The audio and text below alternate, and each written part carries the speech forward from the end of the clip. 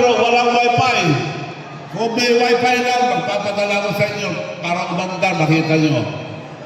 Sa inyo, Bibang.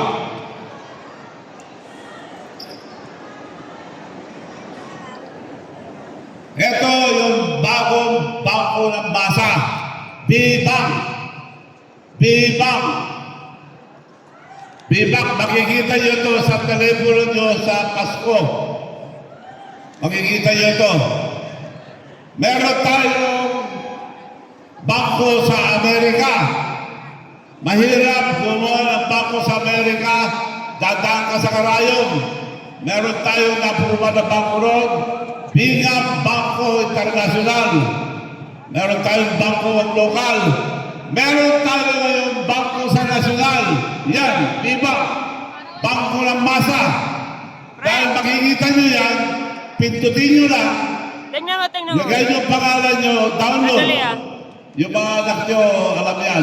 Sandali. Download nyo, picturean nyo sa rin nyo. Oh! Meron na kayo kagad bank account. Makakatanggap kayo lahat ng premyo sa Pasko. Nabutan ko, kakaumpisa pa lang yan. Yan ang bangko ng Maganda masa. to. Madaling Maganda subukan to. sana ngayon kung may wifi. Siyempre. So matagal pa naman ang eleksyon, kung makita-kita tayo sa labas, Okay ba? may wifi, makapagpapadala ko. Pero next month, makakapagpadala na ako dahil meron na kayo lahat bank account. I-download mo lang yan. Yan po, pag meron kayo, hindi na kayo kailangan pumunta pa sa bangko. Pag pumunta kayo, madedelay lang kayo. Maraming requirement kayo. Maraming walang bank account. Ngayon, kami ang magbibigay sa inyo lahat ng bank account. Libre, hindi na kayo pumunta pa sa bangko. So, masusubukan natin sa Pasko, mga kaibigan. At matagal na ako naging gobernador, akong presidente ng mga gobernador sa buong bansa. Mayor, akong presidente lahat ng Mayor's League of the Philippines. Councilor, naging councilor ako buong bansa. Akong presidente nila. Inayos ko lahat. Tiyanggal ko lahat ng graft and corruption. Yung Mayor's League, nung pumasok ako, ang daming utang. Hindi maisara yung accounting. Tinanggal ko lang ang graft and corruption, iniwan ko, marami kami natulungan ng bayan, iniwan ko, nag-iwan pa ko ng 40 million. Nabayaran ko lahat ang utang.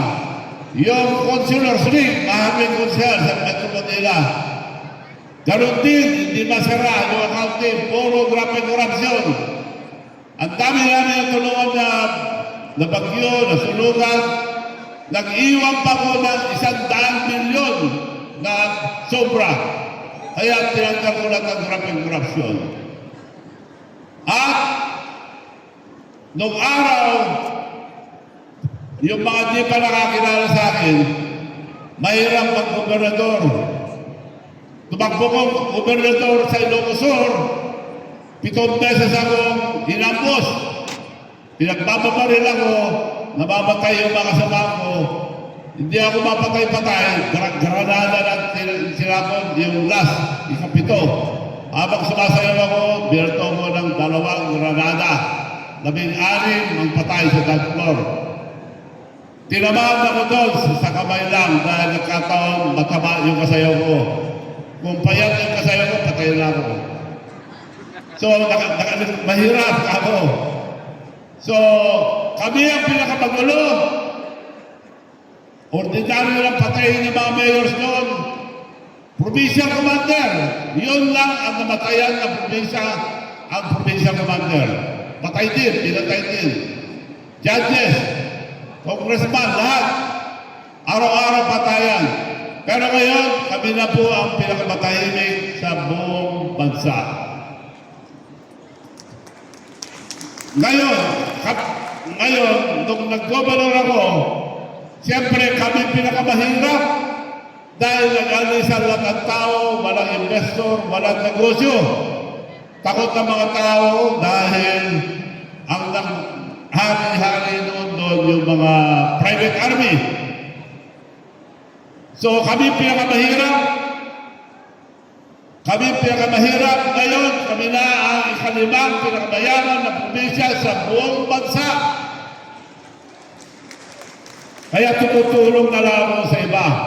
Kaya tumakbo kong senador dahil ang dami pa rin red tape.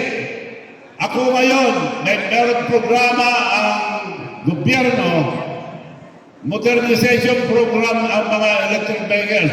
Sumasakay kayo sa mga jeep. Puro uso, nagkakasakit kayo lahat.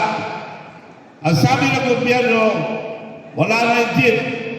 Pero pwede kung electric aircon, 22-seater, 6 na nakatayo, total of 28 passenger, at aircon, kopyahin mo yung iconic look at jeep para di na mawala yung tsura ng jeep. Ginawa ko po yun. Ginawa ko sa Korea, dinala ko na rito. May factory tayo sa Korea. Marami. May factory ako ng electric vehicles, motorcycles, tricycle. At sinabi ko, yung mga drivers, hindi makakuha ng electric vehicles dahil pinapadala sa bangko para umutang. Tapos mag-down payment ng 500. Tapos may porsyento. So kako, kay Presidente, matagal na ang programa yan, ilang dekada na ako, hindi magawa-gawa. Ngayon, hindi na kailangan pumunta ang driver sa bangko. Ako ang magkapital lahat ng electric vehicles, electric tricycles, electric motorcycles, zero interest. No down payment, zero interest. Saan kayo nakakita na magpautang ng bilyon-bilyon, walang interest? Wala pa. Ako lang ang lumulo na magpapautang ng bilyones na walang interest. Kaya ang partido ko, Independent LL, 4 L. Lakas loob, loko-loko. Kaya pag binoto niyo ako lang ang loko-loko, mapunta sa Senado, at ako lang loko-loko ron, kasama ko kayo, kasama kami ni Mayor Yorme, na magpatanggal lahat ng loko-loko sa gobyerno. So, hindi ko na patatagalin, marami pa yata pagsasalita. Marami pa sana akong kukwento, pero matagal pa naman ang eleksyon.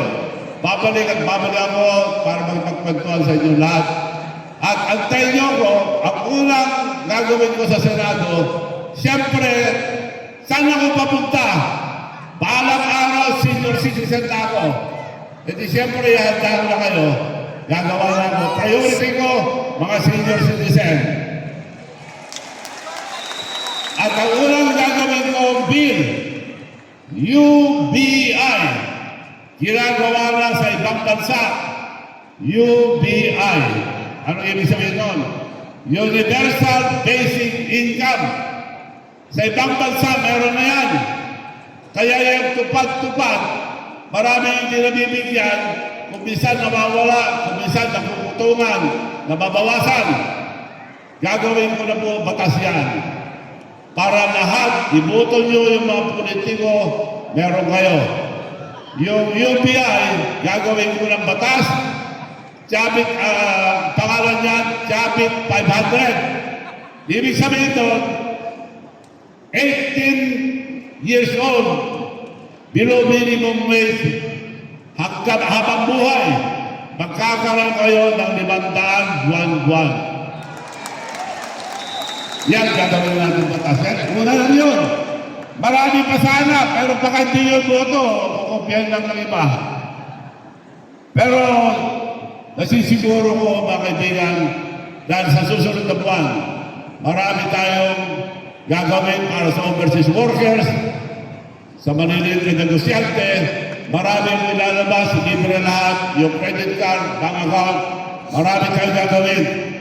Kaya sa tulong nyo, kasama ko si Yorme na magbibigay ng maraming tulong pa sa tawas dito sa Maynila.